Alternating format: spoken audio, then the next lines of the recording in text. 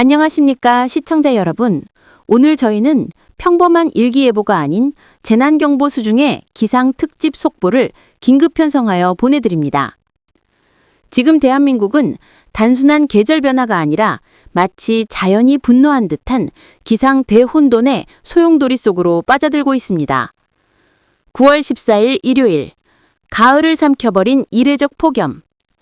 어제 전국을 뒤덮었던 비구름대가 물러난 뒤 오늘은 북태평양 고기압이 다시 세력을 확장하며 전국이 뜨겁게 달아오르고 있습니다.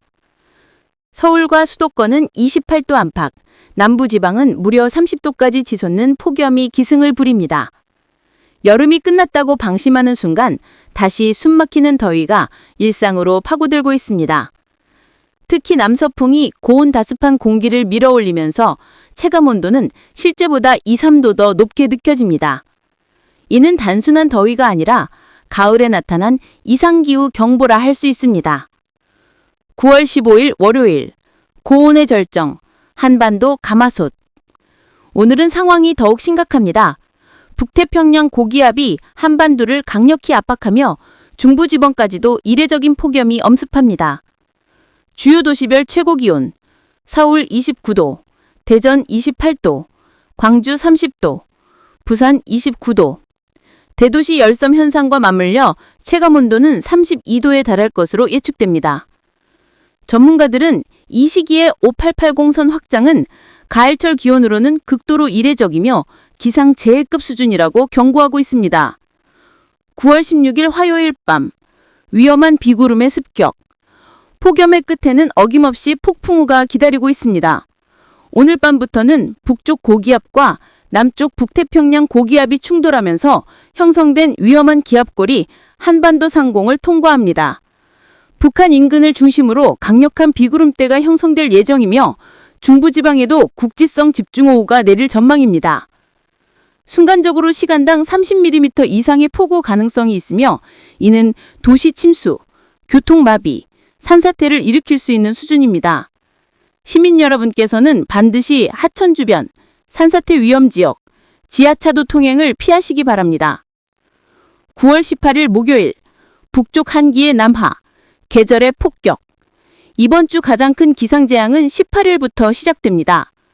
북쪽의 강력한 고기압이 급격히 남하하면서 북태평양 고기압을 몰아내고 한반도를 차갑고 건조한 냉기로 뒤덮습니다. 상공 5,500m의 등압선을 분석해보면 한반도 상공이 이미 5880선 이하로 내려앉으며 찬 공기에 완전히 장악된 것을 확인할 수 있습니다. 이는 단순한 일시적 추위가 아니라 마치 겨울이 억지로 가을을 밀어내는 충격파라 할 수 있습니다. 9월 19일 금요일, 기온 급락, 충격의 체감. 불과 며칠 전까지만 해도 30도를 넘나들던 기온이 이날은 곤두박질 칩니다. 서울 22도, 강원 내륙 20도, 남부지방조차 23도 수준으로 추락합니다. 불과 48시간 사이에 8에서 10도나 급격히 떨어지는 극단적 기온 변화는 어린이와 노약자 건강에 치명적일 수 있습니다. 9월 20일 토요일, 한기의 완전 점령. 토요일, 한반도는 완전히 북쪽 냉기의 지배를 받습니다. 서울 낮 최고 기온은 19도, 강원 내륙은 17도까지 내려가며 아침과 밤에는 쌀쌀함이 아닌 한기를 체감하게 될 것입니다. 불과 닷새 전까지만 해도 30도를 기록했던 날씨가 단 이틀 만에 늦가을 혹은 초겨울 수준으로 급변합니다. 기상 대혼돈의 파장. 이번 한 주간의 날씨는 단순한 계절적인 변동이 아닙니다. 한낮에는 폭염, 밤에는 겨울 같은 추위, 불시에 쏟아지는 폭우와 국지성 강풍. 이는 곧 시민생활 전반에 재난을 불러올 수 있습니다. 도시지역, 열섬 현상으로 인한 온열질환 위험 증가. 농촌지역, 갑작스러운 저온 현상으로 농작물 냉해 가능성. 산간지역, 집중호우로 인한 산사태 및 토사 유출 위험. 마무리, 국민 여러분께 드리는 경고. 시청자 여러분, 이번 9월 중순 한반도의 날씨는 평범한 변화가 아닙니다. 자연이 보내는 경고, 기후재앙의 전조라 할 수 있습니다. 부디 가볍게 여기지 마시고 외출 시 폭염 대비 물과 모자를 준비하시고 호우특보 시 반드시 외부 활동을 자제하시며 급격한 기온 하강에 대비해 보온 대책을 철저히 세우시기 바랍니다. 저희는 앞으로도 시청자 여러분의 안전을 위해 가장 빠르고 정확한 기상 속보를 전해드리겠습니다. 끝까지 경계를 늦추지 마십시오. 국민 모두의 생명과 안전을 지키는 것이 가장 중요합니다. 9월 중순, 한반도는 그야말로 기상재난의 실험장이 되고 있습니다. 불과 며칠 사이에 기록적인 폭우와 30도를 훌쩍 넘는 폭염, 그리고 곧이어 찾아올 한기의 돌입까지 상상하기조차 힘든 극단적 변동이 이어지고 있습니다. 14일과 15일 수도권과 중부지방을 중심으로 쏟아진 폭우는 불과 몇 시간 만에 도로를 잠기게 만들고 산사태와 토사 유출로 주민들의 삶을 뒤흔들었습니다. 그러나 비가 그치기도 전에 한반도는 곧바로 뜨거운 열기로 감싸이며 도심의 아스팔트 위에서는 35도를 웃도는 체감더위가 사람들을 위협했습니다.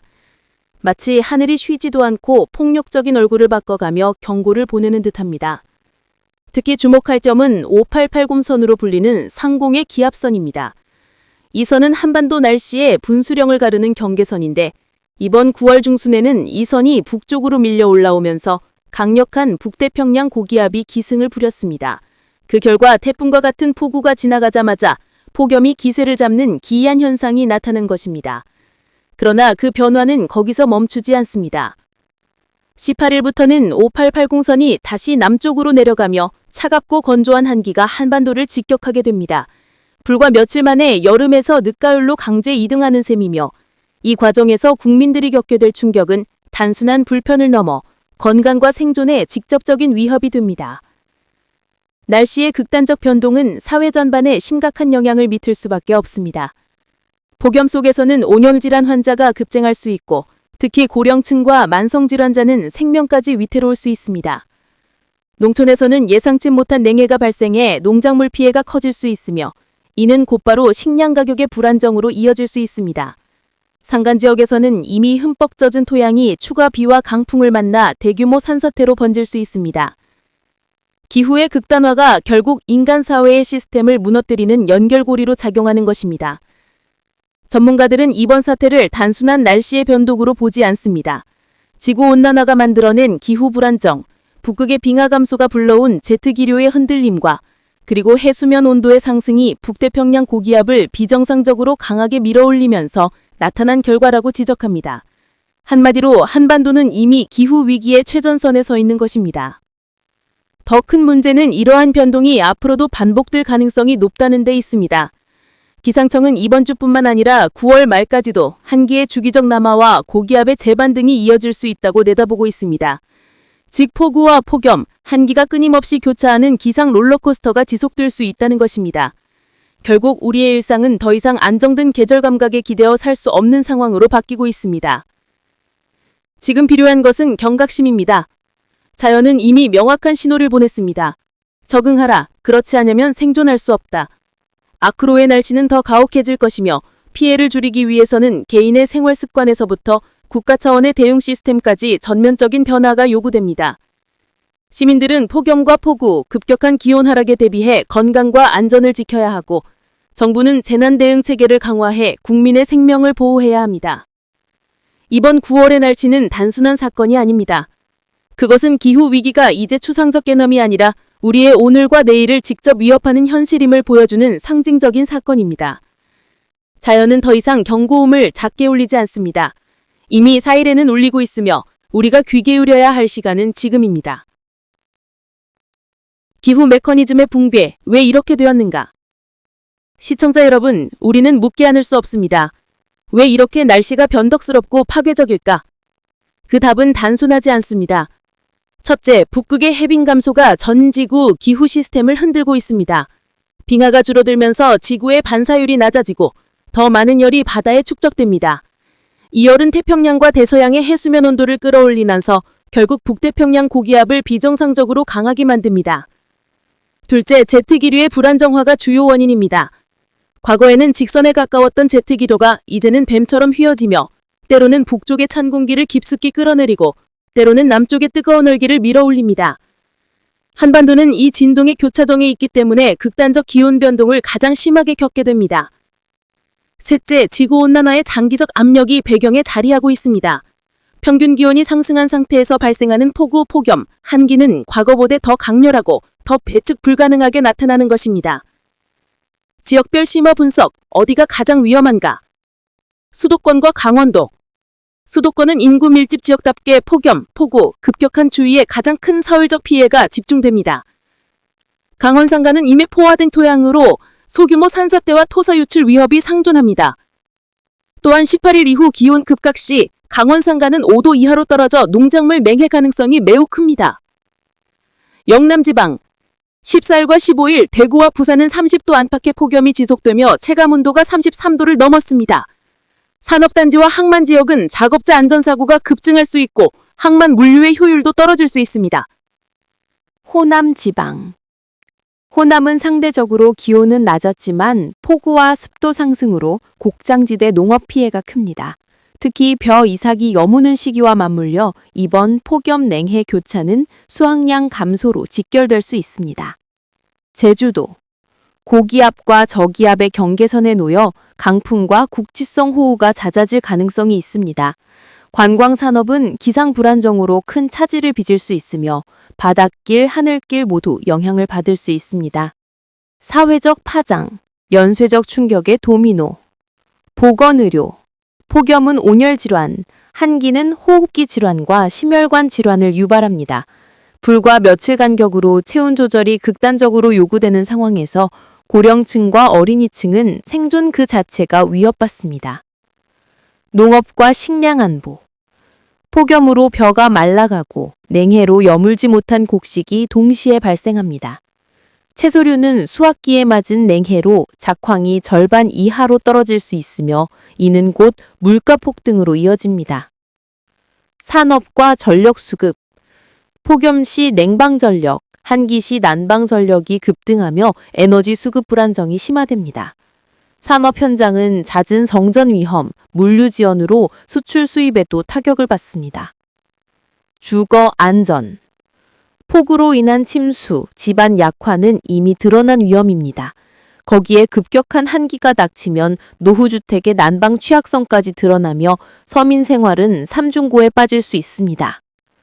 경고와 대책, 살아남기 위한 조건. 이제 우리는 선택의 기로에 서 있습니다. 자연은 이미 신호를 보냈습니다. 9월의 한반도는 계절을 잃었고 질서를 잃었으며 안정성을 잃었습니다. 국민들은 개인 차원에서 대비해야 합니다. 폭염에는 수분과 전해질 보충, 냉방기 안전 사용이 필요합니다. 한기에는 면역력 강화를 위한 보온과 건강관리가 필수입니다. 무엇보다 날씨 변동이 클수록 취약계층, 즉 노인, 아이, 환자에게 특별한 관심이 필요합니다. 정부와 지자체는 즉각적인 재난 대응 체계를 강화해야 합니다. 폭염 쉼터와 냉난방 지원 정책을 동시에 가동해야 하며 농업 보조와 식량 수급 안정화 대책을 서둘러야 합니다. 전력 수급과 교통, 물류 대비책도 필수입니다. 결론. 기후위기, 더 이상 내일의 이야기가 아니다.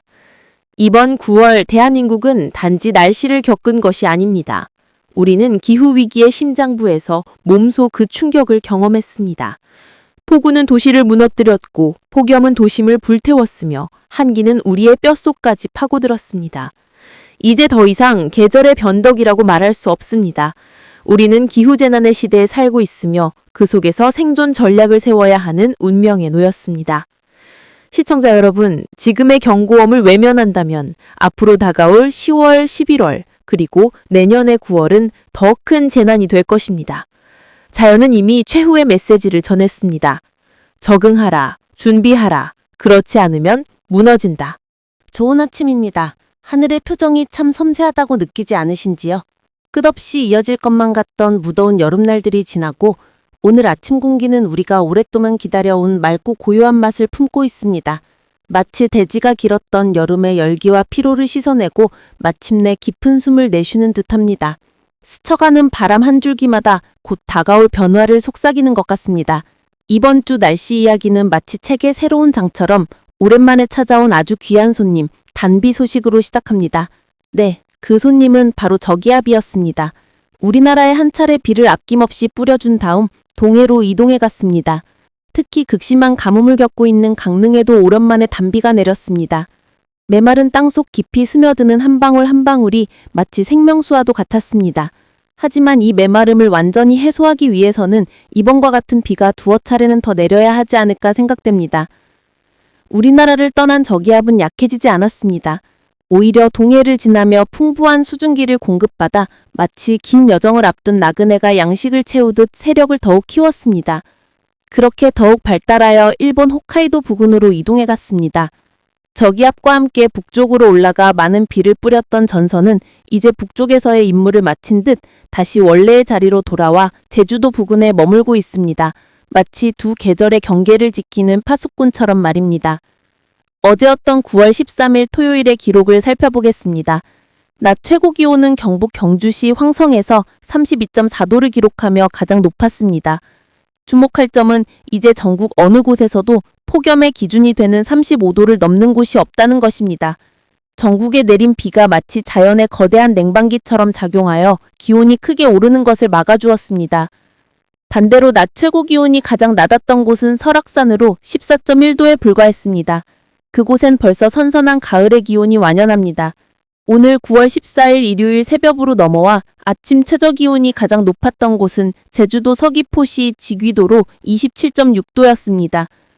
이는 제주도가 여전히 열대야 현상, 즉 밤 최저 기온이 25도 이상인 현상을 겪고 있음을 의미하며 이곳의 폭염특보는 아직 완전히 해제되지 않았습니다.